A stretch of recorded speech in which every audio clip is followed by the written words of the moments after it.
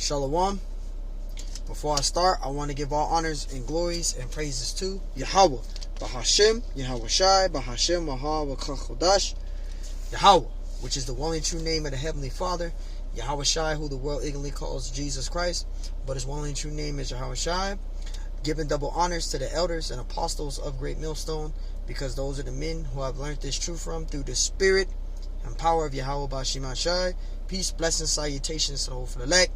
And shalom to you, sincere brother scattered abroad, pushing forth this word in truth and sincerity. I am the brother Mashiach Arazakah from the servants of Yahweh Yahweh Shai camp, Las Vegas, Nevada branch. And pretty much in this lesson, this is going to be to you Jakes out there, man, you Akim and Akwathium out there, that's going through a lot of things right now. You're feeling low, you're feeling down, you may have lost relatives or lost a lot of things. Things is just weighing you down. You're having anxiety issues and things in that nature. All right, now when you come into the truth, all right, you probably went through things, but you probably haven't went through things on the type of level that you're going through the things now. Now the things that you're going through in your life is all set up by the Lord. All right, everything is established through the spirit and power of Yahweh Bashima Shai. So you're going to have your ups and downs. The Lord is going to bring you up, and he's going to bring you down to a lower state. You're going to go through things. But as you go through things, you still have to seek out the Lord and cry out to the Lord. When you're going through your trials and tribulations, just cry out to the Lord. Seek the Lord, man. And I'm speaking for myself first and foremost.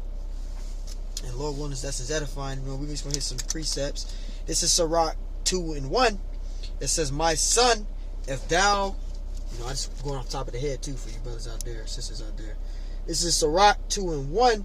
It says, my son, if thou come to serve the Lord, and you came to serve the Lord, right? I'm going to keep on saying this. We were all called into the truth, right? We were called into the truth.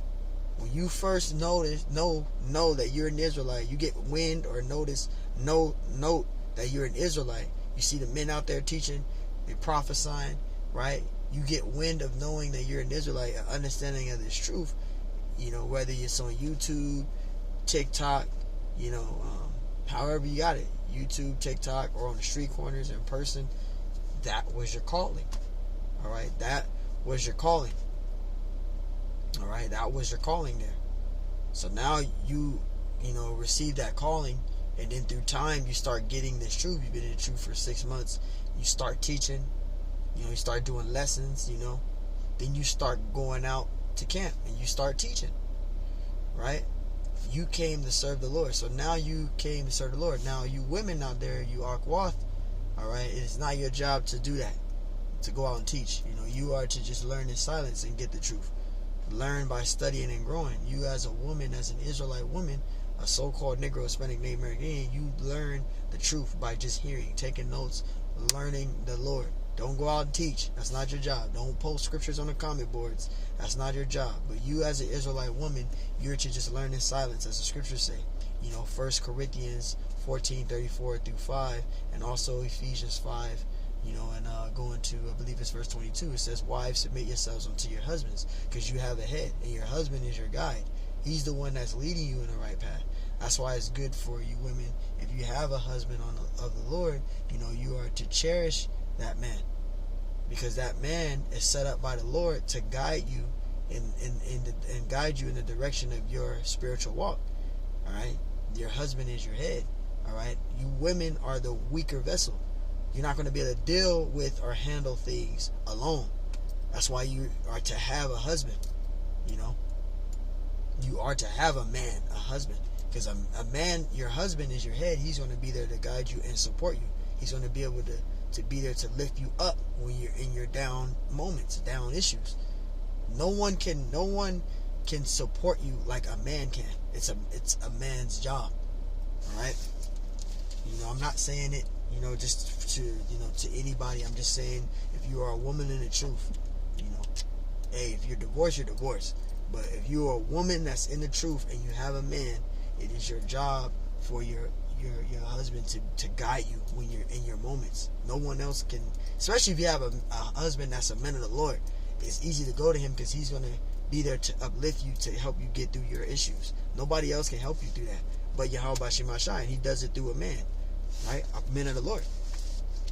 Long story short, getting back to this, Sirach 2:1, my son, if thou come to serve the Lord, prepare thy soul for temptation. So you got to prepare your soul for temptation. Temptation comes with the whole entire serving of the Lord.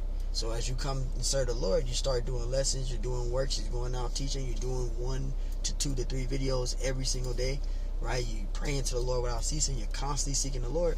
Well, now the Lord has to try you. Now the Lord has to see if you're going to still glorify him or not.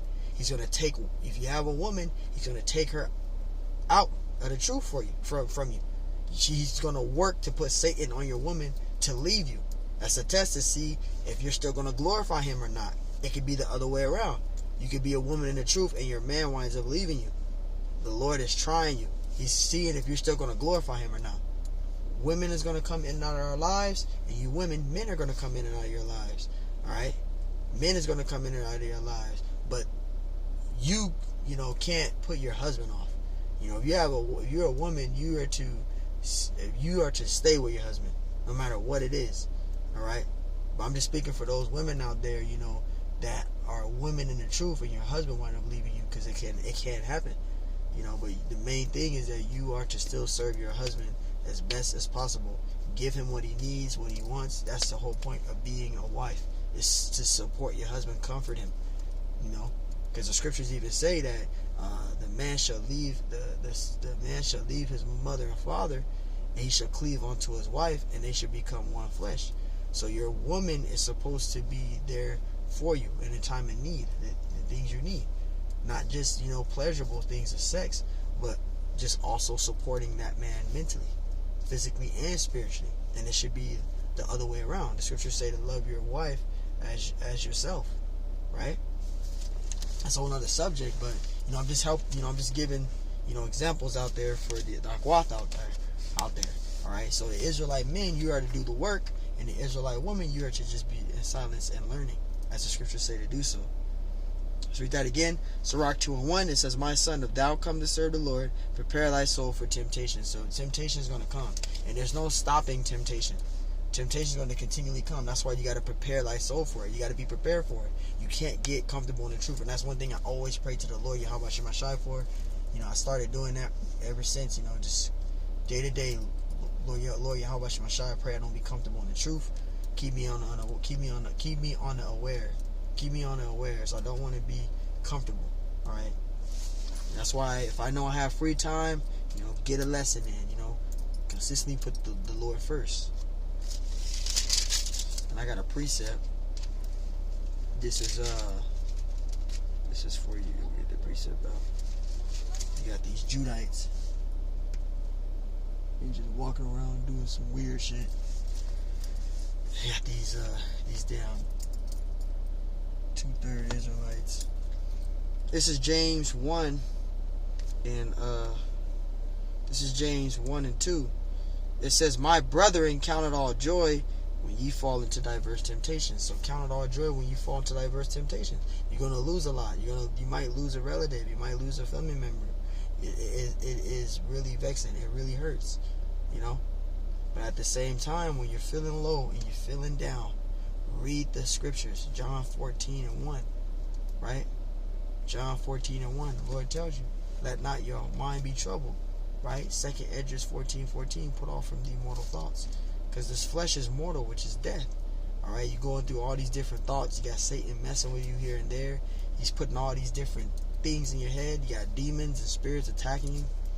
You got to go on a fast. Go on a fast. Go on a 2-day fast. Go on a fast. But you have to go on a fast. Mm-hmm. That's the only way you're going to be able to get these demons off of you, man. Especially these torments and attacks. They're going to come a lot because, Satan knows, that we're in the last days. So he's going to intensify. His temptation is going to increase. He's going to mess with us. Like the scriptures say, Satan is a roaring lion seeking whom he may devour. And the main thing where Satan loves to mess with us is when we're by ourselves. That's when he likes to get you the most. But you got to stand strong for Yahweh Shemashai. You got to pray to the Lord and ask the Lord to deliver you out of that situation. Whether it's anxiety, panic attacks, whatever it is, you got to cry out to the Lord. And I'm speaking for myself first and foremost, man. This is James 1 and 2. My brethren, count it all joy when you fall into diverse temptations. So there's going to be obstacles of temptation coming your way. We got different obstacles, man. We're going to have different trials, tribulations coming our way, man. Alright, verse 3, it says, knowing this, that the trying of your faith worketh patience. See, the trying of your faith, you individually. You have to be fully persuaded in your own mind, as the scripture said. I want to get that out real quick, because I'm just going off the top of the head, but I'm just going to get it real quick. Alright, because you have to be fully persuaded in this, and it's up to the Lord if He's going to have you fully persuaded. Right? So I can get that.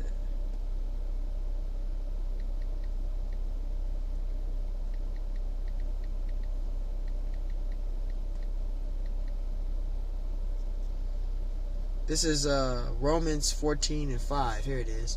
No man esteemeth one day above another, another esteemeth every day alike. Let every man be fully persuaded in his own mind. So you got to be fully persuaded in your own mind. That faith, you got to be fully persuaded in your own mind. And faith is a spiritual gift given by Yahweh. Not every single Hebrew Israelite has the spiritual gift of faith, man. Alright? We know that because Ephesians 2 and 8 says that. Alright? Faith is a gift given by Yahweh. Not every single Hebrew Israelite has spiritual gift of faith. You got a lot of Jakes, men that lack faith, and you got Israelite women that lack faith. You got to pray to the Lord and ask the Lord to strengthen you and increase you in the faith. You got to do that, man. Otherwise than that, you're going to be dealing with mental torment, and you're going to be permanently, bugged out. You ain't going to have no other way to adjust that. You got to fast, and you got to pray these demons off, man. Verse 3, knowing this, that the trying of your faith worketh patience. And that word patience goes into the Greek word upomene, which means consistency or endurance. So you have to be consistent in this thing. You can't let nothing or no one stop you from glorifying the Lord, man. You got to always pray to the Lord. Seek the Lord. Ask the Lord for mercy, man. Ask the Lord to continually strengthen you. And pray for others out there. Pray for other Israelites out there, man. Strengthen them, man. We all need prayer, including myself. We all need it. Pray for other brothers and sisters out there, man.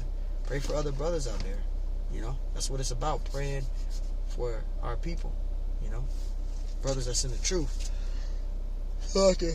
Brothers that's sincere. I was up pretty late last night. This is James 1 and 2. It says, my brethren, count it all joy when ye fall into diverse temptations, knowing this, that the trying of your faith worketh patience. Right? But let patience have her perfect work, that ye may be perfect it says, perfect and entirely wanting nothing. Right? So exactly, we got the faith. You want to be fully persuaded in your own mind, right? And when you're going through temptation, you got to be consistency or endurance. You can't get angry or upset when temptation comes your way. And I'm speaking for myself first and foremost, man. We got to, and like the scriptures say, we got to endure hardness. Right? Let me get that out. That's in 1 Timothy. Let me get that out real quick.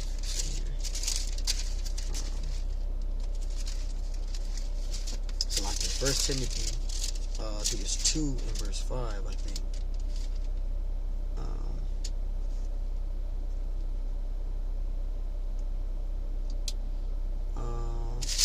2 Timothy. Salakia. 2 Timothy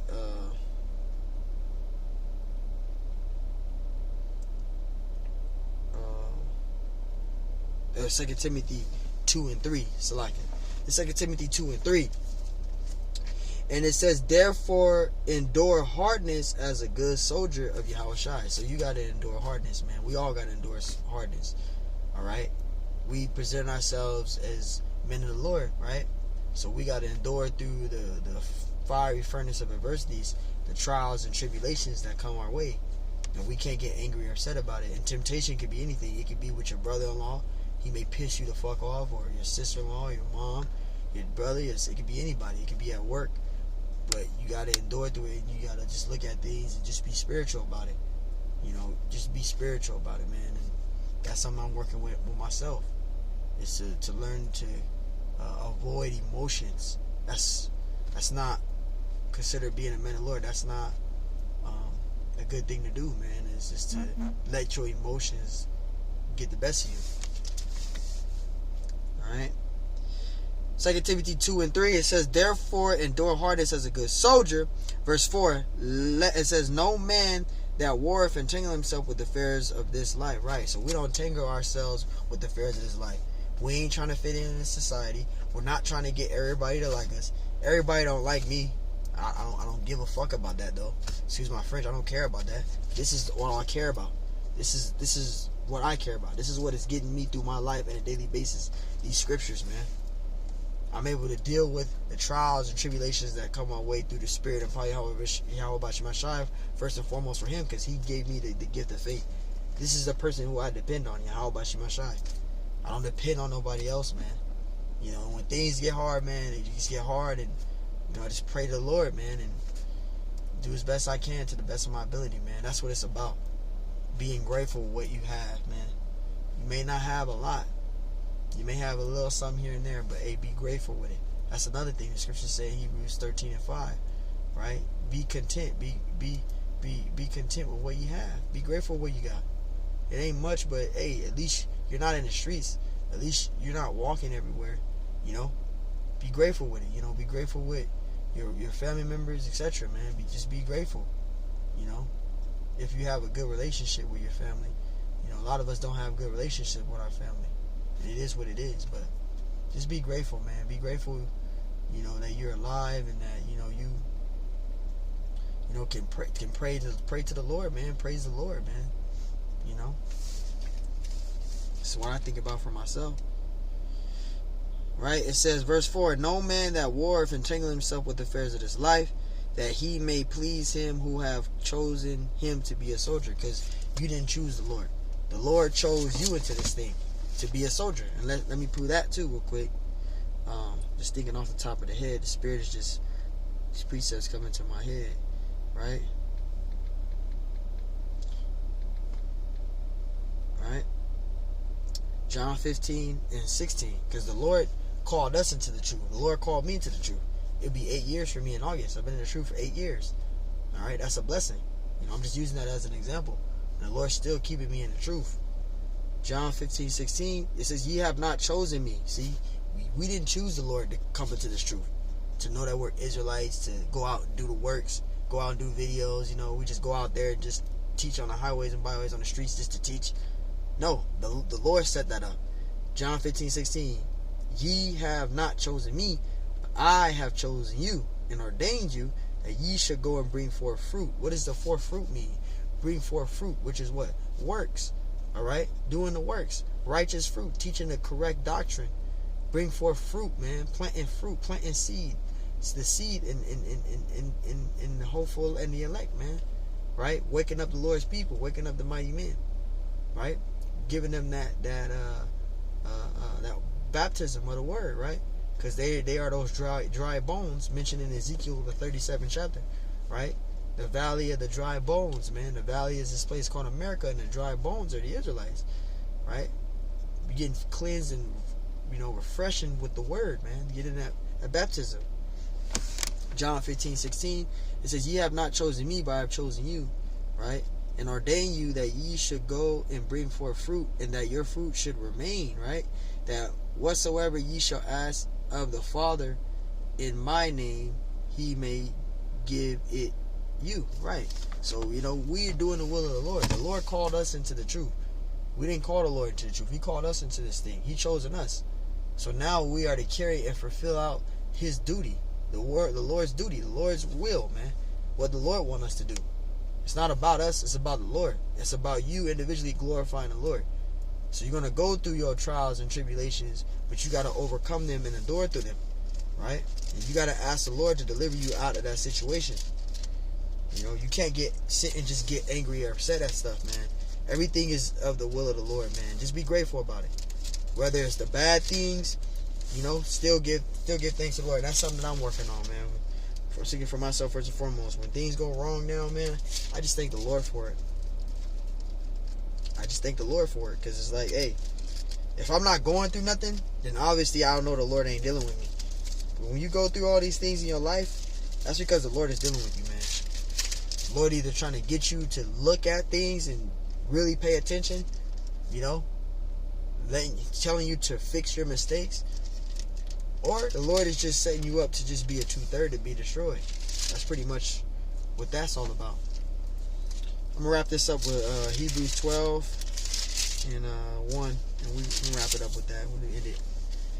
This is Hebrews 12 and 1. It says, wherefore, seeing we also are... it's Hebrews 12 and 6. I like it. Hebrews 12 and 6. This is Hebrews 12 and 6.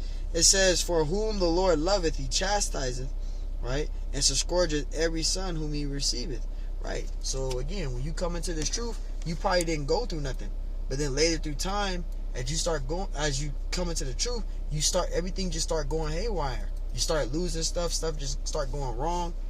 The finance demon is hitting you up. You got all these bills, you got all these things. And that's the Lord trying you individually. The Lord knows our weaknesses. He knows where to try you. Your woman will leave you. If you have a husband, he'll leave you. You know the Lord, especially if you have a spouse that's not in the truth, Satan can hop on that individual and bug them out. And it can happen. But you as a woman, you're not supposed to leave your husband. It's in the scriptures, man. According to the scriptures, the only way you can actually leave your husband is if he's deceased. That's the only way you can be in a relationship with somebody else. But in this society, everything's fucked up. Esau teaches you could get a divorce. Esau teaches you could get a separation. But according to the scriptures, in the ancient world, there was no separation. If you lie down with a man, right, and you as a woman, and he put a baby in you, you're stuck with that man until death, man. That's why just using Esau's little gimmick, till death do us part. That's what the hell that's meaning, man.